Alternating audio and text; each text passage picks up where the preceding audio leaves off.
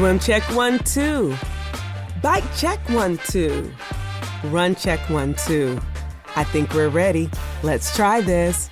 Welcome to the Try Beginner's Luck podcast, a podcast where we explore the sport of triathlon from a variety of perspectives to help beginner triathletes on their journey. I am your host, Mashonda Shines.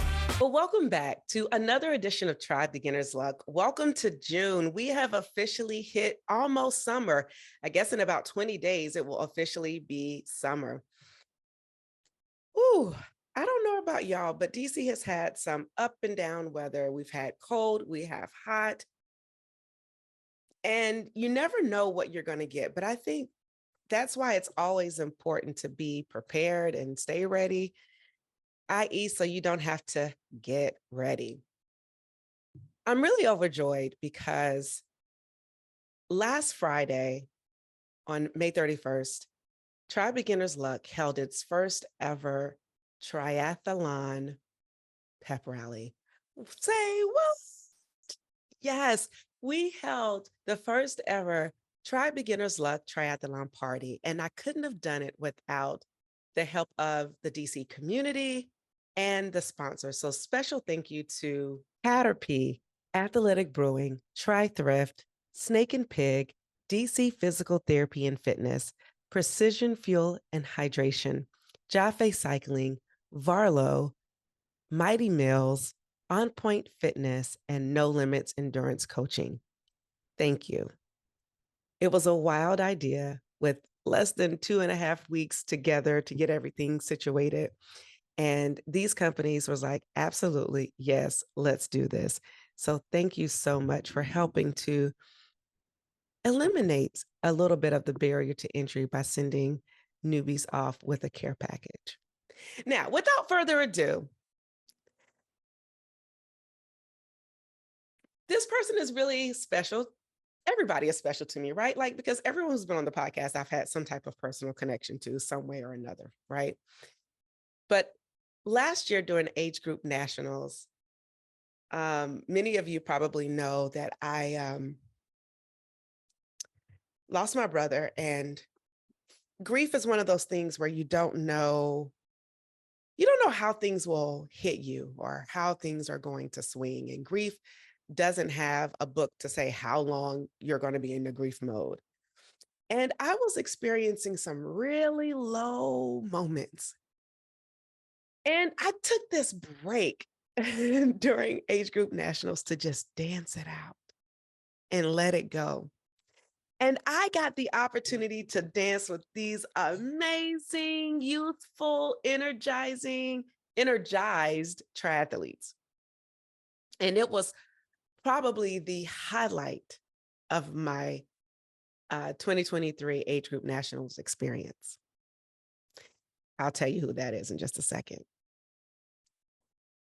But the individual who I get to welcome to this podcast and introduce to you has completed 33 triathlons to date, and technically probably 34 by the time this airs. He's 17 years of age and has been competing in triathlons for 3 years. He qualified for Worlds last year.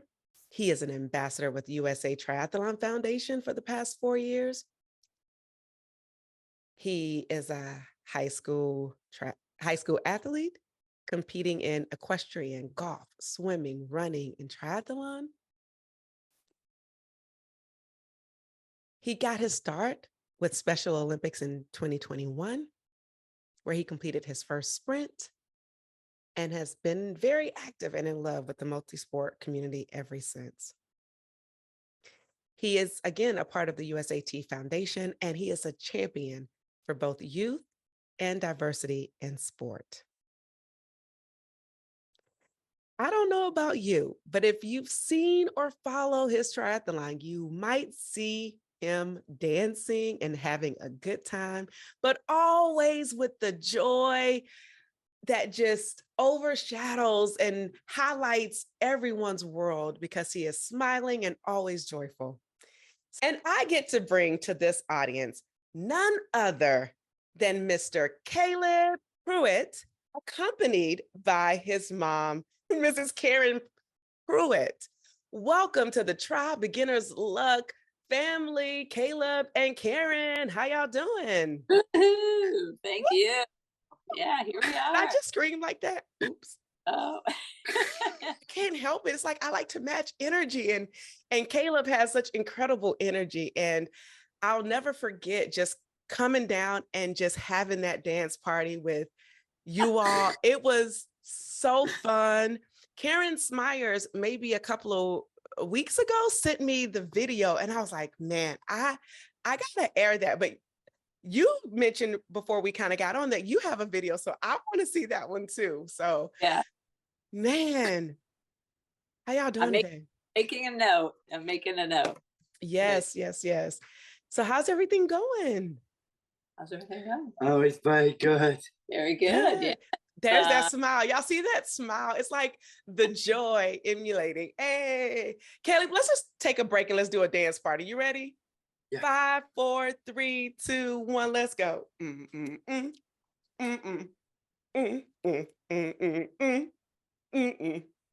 Hey. Hey. Oh, yes. Okay. Now, Miss Karen, why did you leave us? You didn't want to dance with us? Oh yeah. No, I have to video usually when he's dancing. Yeah. Okay. Well, we just had to do a dance break. So for those of you who are listening, don't mind my little offbeat. Maybe I'll figure out some. Let's go. Okay. I'll figure out some music to put behind it. But I just had to do that because I love to dance. I'm not a very good dancer, but I really just love dancing and moving because it just feels so good when you're letting things go and just unhindered. And so thank you, Caleb, for bringing that joy to others, and just allowing people to authentically be themselves. So thank you so much. You're welcome. Let's just jump right in it.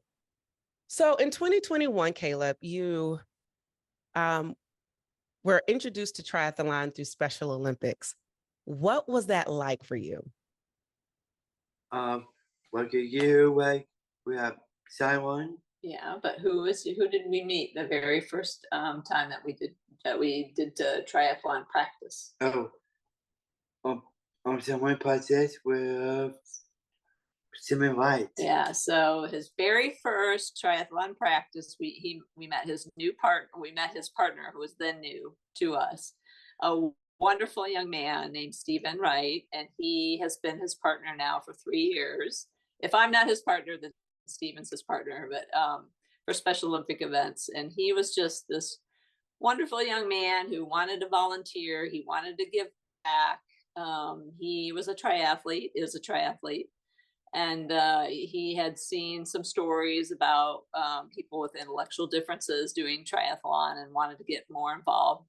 And so he's been along every step of the way from Caleb's very first triathlon to him doing his first half marathon here in February. So he's just a great friend now, aside from his partner.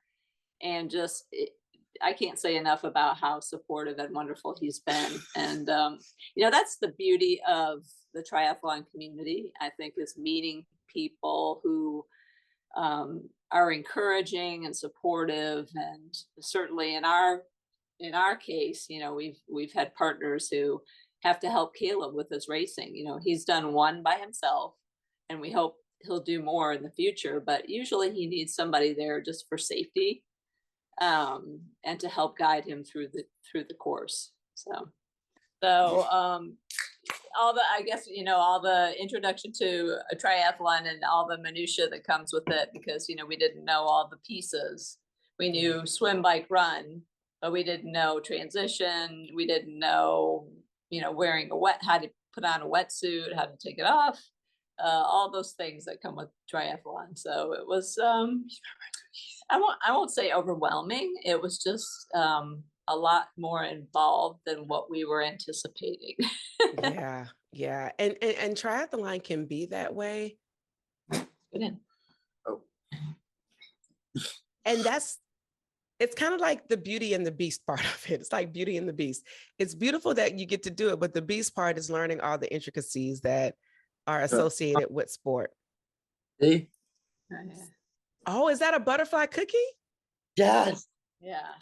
So Caleb, I'm in my feels. You're about to eat a butterfly cookie on the phone with us during this interview, making me all jelly or whatever. We're just showing you. We won't eat it yet. Okay. Right. No, you can totally have it. It's dinner time. So yeah, so Stephen came in and he's been your guide, but you also mentioned that you're a guide occasionally. So do you participate in triathlons as well? Oh, I do. Yeah. So Caleb did his first one in June of 2021, and that Mhm. was super sprint. It was very exciting. After he finished that, shortly after that, CBS News called, and we had an interview with Stephen Hartman on the road, and all. He got invited to USA Games, and so it was this big thing, you know. And then I said, well, I have to see what this is all about. So let me try my first one. So I did my first one, I think, the next month. And you know, it's good. I love competing with him. I love being able to see his race experience. It's so different than being a spectator, as you know, participating in it is so much different than cheering on somebody who, when they're out there on the bike, it could be an hour or more. Right, And right, you're right, like, right. well, I hope they're okay. But being there with them, it's been so rewarding. And so yeah, we both compete. The longest race I've done is a half Ironman at this point. And we'll see if anything. Caleb's got some big plans too. Okay. So we'll see what's in store. I love it. I love it. I love it. So Caleb, you are the first, well, the youngest athlete with Down syndrome to compete in an Olympic triathlon. What was that like for you? Remember when we did that race with Steven and it was so hot and it was very long. Yeah. Did you like it? Oh, yes. Yeah. So the time limit was 4.5 hours. Mm-hmm. Caleb completed the race in 4 hours and 21 minutes. So we made it. Yay. Yeah. What race was it? Do you remember what race it was? It's timelines. It was it was very appropriately named HOT, the Hammerhead Olympic Triathlon. And it was super hot that day. So we, as advertised. Look. And he did great in the swim. The swim was 1,500 meters. He did great on the bike. Bike was 25 miles. And the run, of course, is a 10K. And that we kind of wilted a little on the run. There wasn't much shade, but he did it. And Stephen helped us, right? Yes. So both I and Stephen helped him that day. So that was wonderful. I love that. Is so lovely. However, what's even better is you completed your first independent triathlon without a guide. Say what? Yes. Do you want to tell us about what that was like for you to do it by yourself and not have your partners with you? Remember when you did that one by yourself, all by yourself? Yes, I was yourself. Yeah. Do you remember where you swam? Then it wasn't in a lake. Where did you swim? Yeah. We swimming. We goggles and swim cap. Goggles and swim cap, but he swam it was a pool swim, which was very unique. He's never done that before. So that we had to swim under the lane dividers, and which he had never practiced because we never had that opportunity. So it was very different, but he did it all by himself, right? Yes. So let me get this straight. Your first independent one triathlon that you did was and your first time doing a pool swim was all in the same time. So you just jumped right in and started doing open water swimming? Oh, wow. Oh, wow. Yeah. So let me So, just go ahead. Mom is the one who go try it. Go, you can do it. You know, dad is a little on the hesitation side. So when we found out we were doing the first one, open water, dad was trying over here in the sidelines, trying not to have a coronary. God damn. He's swimming where? Please. He's swimming where? I said, David, there will be paddles out there. There'll be lifeguards out there, people with eyes on him. You know, Steven's right there next to him. He'll be fine. And he was. But it took a little time for dad to kind of get acclimated to all the new things that come with triathlon. It's very interesting to see the role reversal. Usually it's the moms who are, very protective, and you're like, no, go try it. No, let's do it. So that's very interesting to see the dynamic change in this instance. So, Caleb, what was it like biking by yourself? When we're biking. No, when you did the Tri-Gator one. Oh, okay, one would be pious. Yeah. How many loops? Do you remember how many loops you had to do? 10. No, you had to do 3 loops. Oh, 3 loops. Yeah. All by yourself. And it was nervous. Yeah. Wow. And you said you were nervous? Were you nervous or not? Yes. But you did it. That's, I just find it so admirable. The risk that you take, right? Like every time we all get on bikes, it's a risk. Every time that we try, it's always a risk. And so, Caleb, kudos to you and it's like you've done 10 triathlons a year since 2021. And now I'm curious to know, what are some of these big plans that you have in store? Tell us. So later this year, Caleb is only 17, so he's not of age to do an Ironman yet. You have to be 18 to do an Ironman event. And so the half Ironman will have to wait.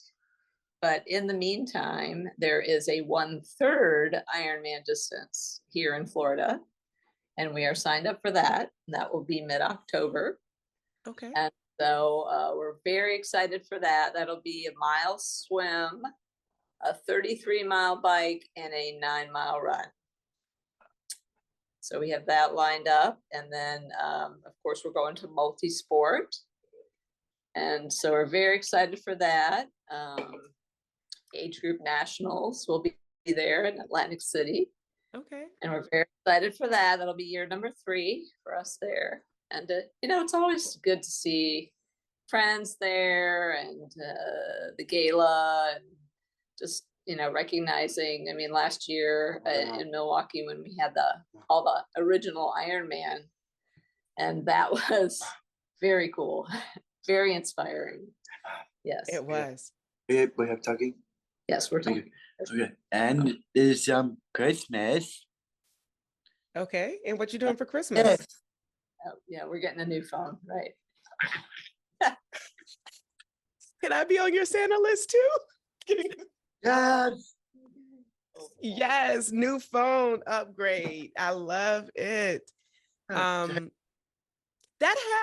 1/3 iron distance sounds really appealing. Yeah. What is the name of that race? Like a 1/3? That's like the perfect.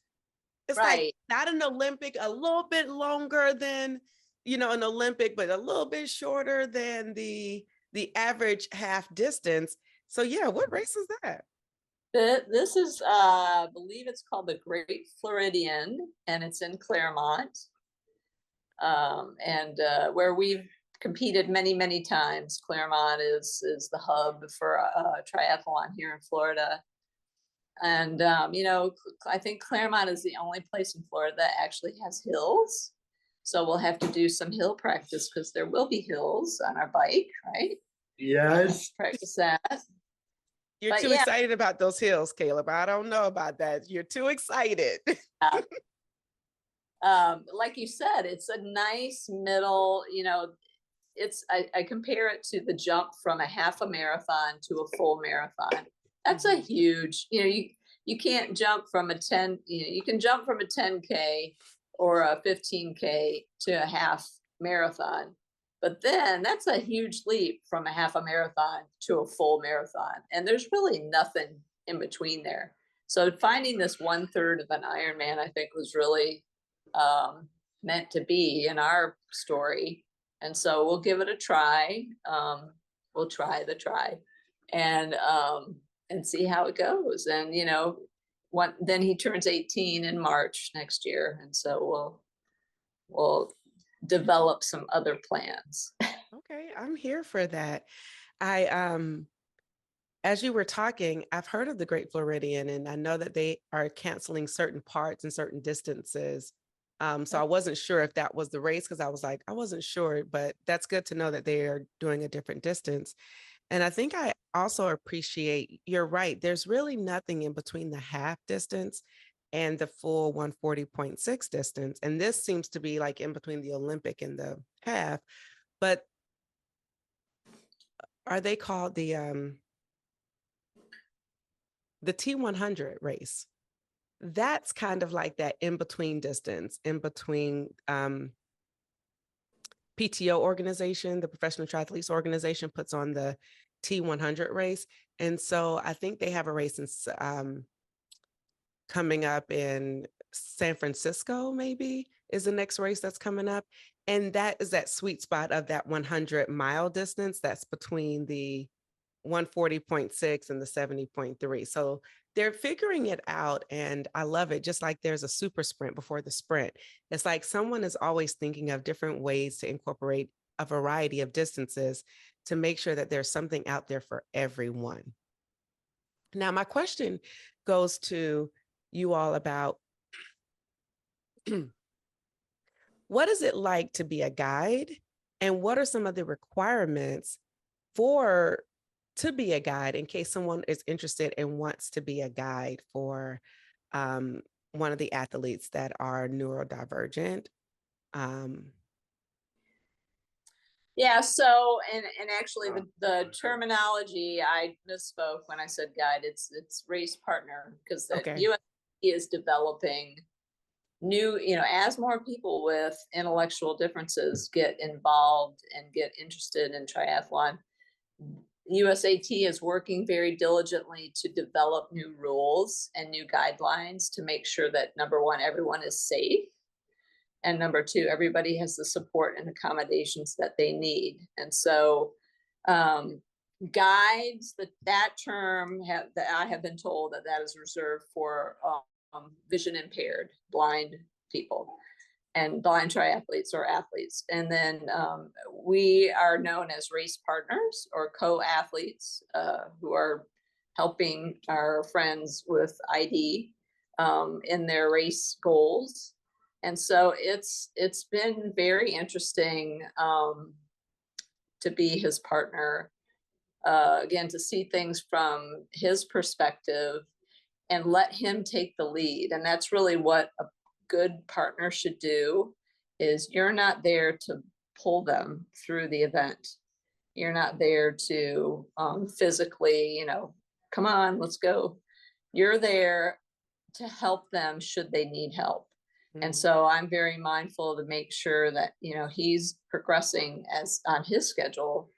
Can I give encouragement? Yes, absolutely. I can give encouragement. Right? Do you like racing with me? Yeah. Yeah. You like racing with Steven? Yeah.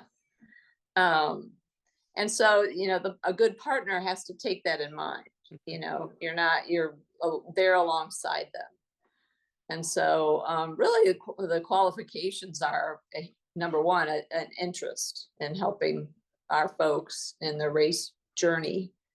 And then just being knowledgeable about who you're working with, because everyone is so different. It'd be like somebody racing with you versus somebody racing with me. We all have our quirks about race day, our little, things that we like to do to make sure our stuff is set up in a certain way, or, have to put on this first before I put on this. So just to make sure the person that you're partnering with is, number one, safe. I will always say that first, safe.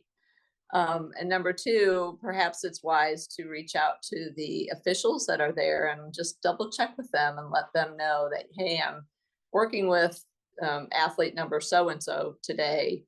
I'm not drafting behind them, but I'll be close by them on the bike for safety reasons. And so we've learned these things over the years, because some of our friends have, been flagged for drafting when in fact they're right behind them. They're supposed to be for safety reasons. So there's a lot there that I want to unpack and educate, because I think I learned something. And so I want to make sure I'm saying this correctly. So the correct terminology is intellectual differences. Is that the word? Yeah, differences, disabilities. I use them Okay. interchangeably. Some people don't like to use the word disability. It really doesn't bother us. Okay. So we use differences, but it really is a personal preference. Okay. And I'm glad that you flagged partners versus guides, because in my mind, I was thinking that it was more in tandem. And so I don't think I've ever paid attention to know the difference between when there is an intellectually different um, athlete and their partner versus a blind athlete and their guide. And so I think that's a good distinguishing factor, because I don't think I knew the difference between the two. So thank you for clarifying that. And I think, that's a part of the show. It's like learning. Like I get to learn as I ask these questions, because I don't know.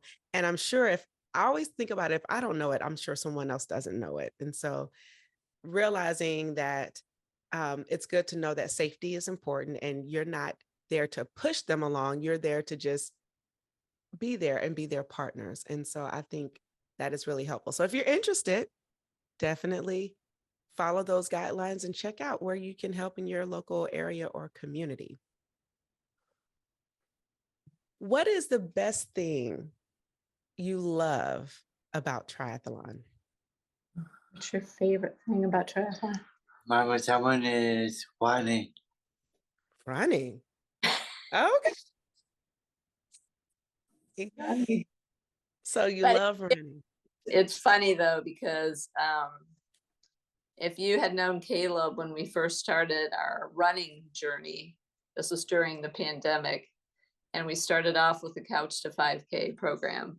Mm-hmm. And I don't know if you're familiar with it, but you run, 100 meters or so, and then you walk for a bit and you run. And even to get him to run 100 meters was like pulling teeth, literally. It was painful to watch.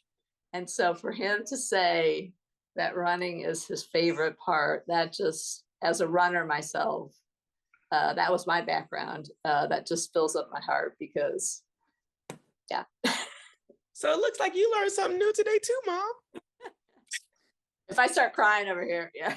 I've already been trying to hold back the tears. I'm like, Mashonda, stop being a baby and just suck it. Like I've been like, okay, like trying to hold it back. So you can let it out. I think that's, tears are good. You can do that. I'm trying to like maintain a certain level of professionalism, but I think I threw that out the door when we started dancing. So, Yes.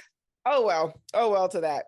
So swimming, I want to ask you about that, because swimming, Caleb, is one of the biggest barriers to entry for a lot of athletes. What is your secret to swimming, and how do you stay motivated to stay, to practice swimming? Well, about swimming, Yeah. How often do we practice? would be partner. Yeah, we practice with a partner. Yes. Partner, and who second partner. We practice with one partner. Yes. Yeah, but So unfortunately, where we live, there are no open water swim opportunities unless we go to the ocean. Hmm. And so, which he has done now. Last weekend, he did his first ocean triathlon. Again, Dad was a little nervous about that thing, but he did it, and he did very well. So we practice in a pool, and so because that's the opportunities that we have, and so we practice about once a week on swimming.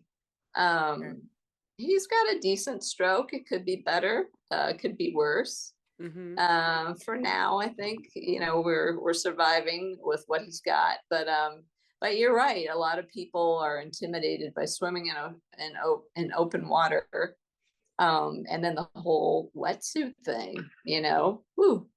As was alluded to on the podcast of yours that I listened to today, the putting on the wetsuit, getting off the wetsuit. There's an art to it. And we have to do too, because I have to do mine. I have to help him with his. Yes, I didn't even think about that. Oh my goodness. So, Caleb, are you giving us the face of the pain and agony of putting on your wetsuit?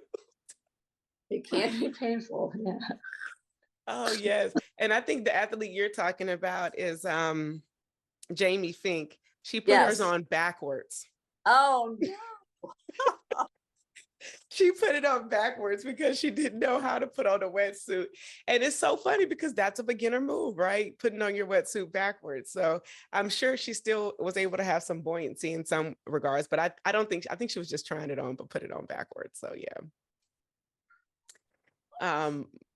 But that's the funniest thing. What has been the funniest thing that you've seen out on the course that Caleb has had to overcome? Like something, just a funny moment.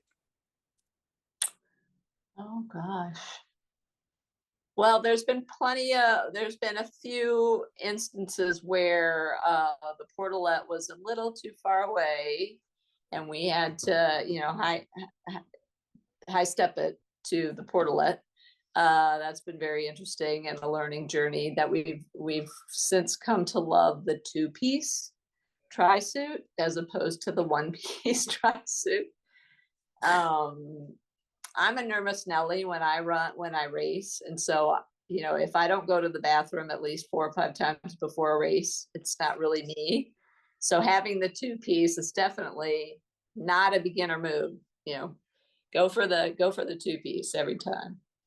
But he's been pretty fortunate where and knock on wood, because I'm sure now I've spoken to the gods that they're going to give us a flat tire now, but we have not, knocked on wood, had a flat tire yet. We haven't really experienced anything too unusual. We have not gone the wrong way on a swim or a bike or a run. Caleb did. I take that back. Take it back. About a week ago, Caleb was doing an aquathlon, and he had to run by himself, and he kind of got lost in a neighborhood, and so we were looking for him for about 7 minutes, and found him. He was sitting on the sidewalk waiting for us, but that was about it. It was that intuition, Caleb. You were like, let me just sit here and chill. You were taking a break. Right? Were you resting and waiting for me? Yeah. Yeah. I got this. So we just chalked that one up to experience and lack of signage. Yeah. Yeah. The lack of signage can be a thing. And we all know that race directors do their best with what they have in their resource box and their toolbox. So I'm glad that it ended up working out. And Caleb was like, I'm just going to sit here and chill out for a little bit. I'm going to sit out here and chill. Caleb, do you have a favorite professional triathlete that you admire? Who? Yo. Yo-yo. Yes. I love that. Sidewalk. Sam Long. Sam Yeah. Long. Oh Yeah. yeah, yeah. I We're, reached out to Sam Long. Hopefully we'll get him on the podcast soon. Yo, yo, yo, Sam. I'm just saying. we are on Team Zoot. Oh And yeah. so he's a Zooter as well. That's So right. And I just got an email today actually that they just launched the dark side. yeah, speaking of So Sam, yeah, speaking of Sam, they just launched the dark side for people to be able to purchase his kit. Are you going to get a kit, sit up, Caleb? sit Are up. you going to get one of Sam's kits? Oh, yes. Yes. All right. And I'm gonna look for those pictures when I see you at your next triathlon. I want to see you in a picture of one of the new dark side suits. Yeah. See, dude. Yes. I love it. Now we're getting started. I love it. So Right. one, I want to say thank you so much. And if Caleb is like me, we're recording this a little bit after work. And so it's probably dinner time and you want to eat that good butterfly cookie. And I want you to eat that because it looked so delicious. But I'm really thankful to just be able to learn a little bit more. And before we close out and do our rapid fire, is there anything, what would you tell a first timer in order to get them to try? Just do it. Just do it. And the beauty of the multi-sport world is that if you're lacking in the swim, as we talked about a little bit earlier, you can do a duathlon, or if you don't like to run, you can do an aqua bike. There's all these different possibilities that are available to you. So look for those, because they're out there. We're lucky we're in Florida and we can race pretty much any weekend we want to, which is, thank you, Lord. It really, and there's usually at the races there are those opportunities, and so talk to people, see how they got started with things. I remember my first triathlon and I showed up and I think I had like a 3-speed bike, and people actually were saying, "Hey, nice bike." I didn't care though. I was having fun, I was racing, I was having fun.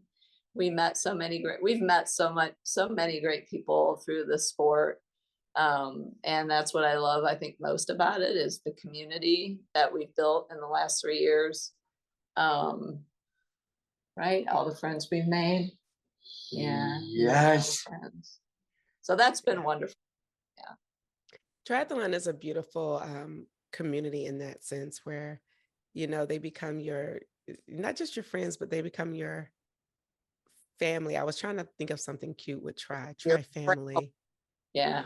But it's a really beautiful sport where it does bring more people together than it does divide. And so I really appreciate that about sport. All right. Well, with that said, thank you so much, Caleb, for being on here. Thank you for spreading your joy. Thank you for trying. Like you've done more races than I have. And I've been in the sport this year, 10 years. So June, I did my first race in June of 2014. I think that's also too why I'm a little bit emotional. Like, to see, to be in this sport and to see how it's helped to change and shape who I am, and to see that you get a chance to try and you started in 2021 and, can keep doing this until you say that you don't want to do it anymore. Like, it's just a sport that has endless possibilities. And for anyone who's listening, like, there's no excuse. Like, you don't have to let anything stop you from trying. And it may not be triathlons that you want to do. You may want to try something different. Don't let yourself be the reason why you don't move forward and try new things and try things that are out of your comfort zone, because that's when we truly go. So with that said, we're going to do a few rapid fire questions and then wrap this up. All right. First rapid fire question. Favorite music artist? Ooh. Him or me? Him? Who's your favorite singer? Would be Move like Saga. Moves Like Jagger. Who's that? I forget who sings that. Ooh, but Saga. Whoever sings Maroon 5. Maroon 5, yes. Moves like, I was like trying to think. I was like, Maroon 5, moves like Jagger. Okay. So Mom, what's yours? Oh, you're about to show us. All right. So I love it. Okay. I have to say Pink. I really love Pink. I know she's not in my yeah, she's light years away from where I am, but her energy is just fantastic, and her spirit and her spunk. And that's what I love to get me going before a race. It's just pump it out there. Yeah. Mom, go Okay. sing. Oh, we're doing Mom, we're doing a rapid fire. Mom, go sing. I can't sing. Yeah, Come no, on, you I'm a do it. bad singer. He's trying to get you to sing. Don't worry. We're going to close this out very special, Caleb. Just wait 1 second. We're going to close this out special. Okay. We're going to close it out real special.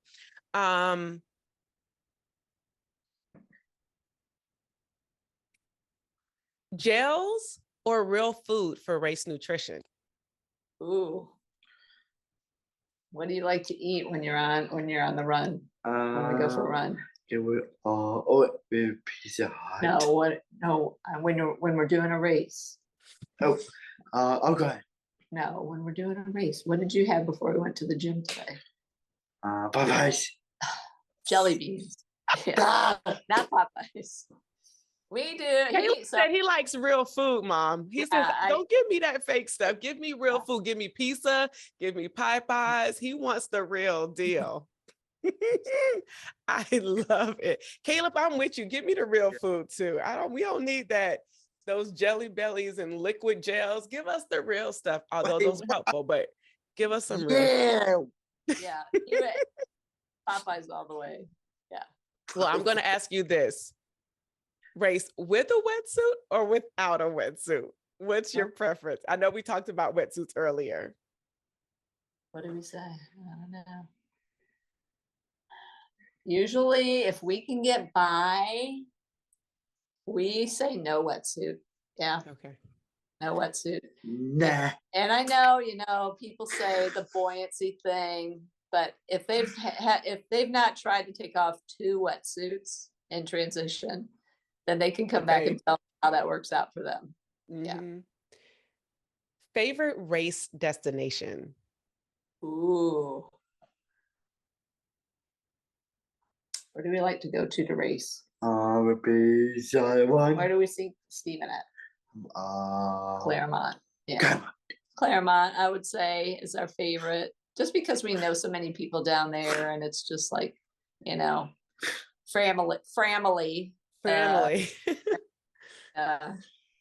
So, but we've gone to stop, please.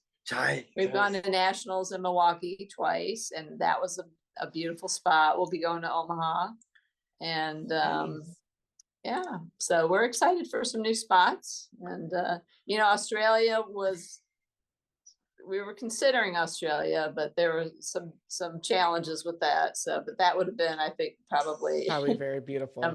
Yeah. So, Taper Week, do you love it or hate it? What is it? Taper Week, like when you're tapering for a race? Oh, Taper Week. Oh gosh. Oh my God, why sometimes? Yeah, what do you say? Yes or no to Taper Week? I bet yes. Yes. He says yes, I say no. I'm miserable. God, when? I know that's right. Wow. I know that's right. Like, give me Taper Week. Besides your mom and Stephen as training partners, who else would you like to be a partner, a dream training partner? Ooh, wow, that's tough. Can we say Sam Long? You can. Okay, so Sam Long as the dream training partner. I'm here for it. I hope that happens too. I think that could be a really cool. That could be a really cool opportunity. Oh, did you say you wanted to train with me? There you go. Yes, you. Actually, yep. It's funny because at Multisport, for the first time ever, they're having a relay with typically developed neurotypical athletes and athletes with differences. So it will be something new and different, and very, very exciting. I really do love how those who are in areas to impact change are always thinking of ways to make things interesting and diverse. And so that's so cool. So you have to let me know how that goes. And the last question that we typically ask is, do you pee on the bike or get off and take a proper pee break? So in this instance, we know that the races aren't too long. So do you pee in your wetsuit or not?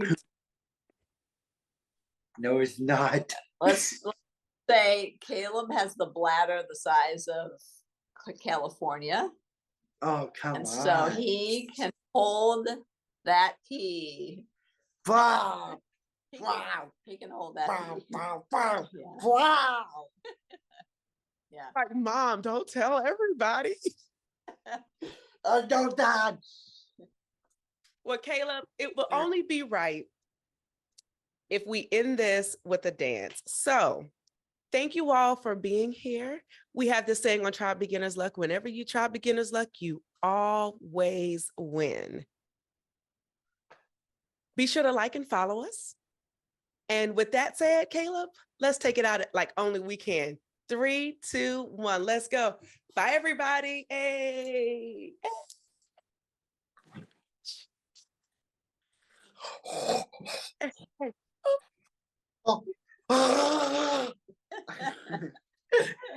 There you go. Nice. Thank you for tuning in and listening to this episode. We need your help so we can continue to try at TBL. So for more information on where you can find and subscribe to this podcast, visit www.trybeginnersluck.com. And don't forget, whenever you try beginner's luck, you always win.